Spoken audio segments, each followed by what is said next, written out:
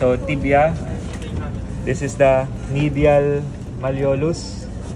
So if this is the medial malleolus, you go superiorly. This is the medial condyle, lateral condyle, medial tibial plateau, lateral tibial plateau. If this is the medial, this is the medial condylar spine, lateral condylar spine. This is the tibial tuberosity for the attachment of the patellar tendon.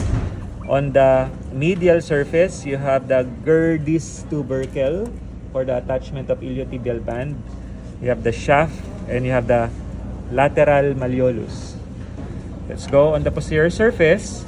You have the posterior intercondylar fossa. You have the soleal line, this one, for the attachment of the soleus muscle.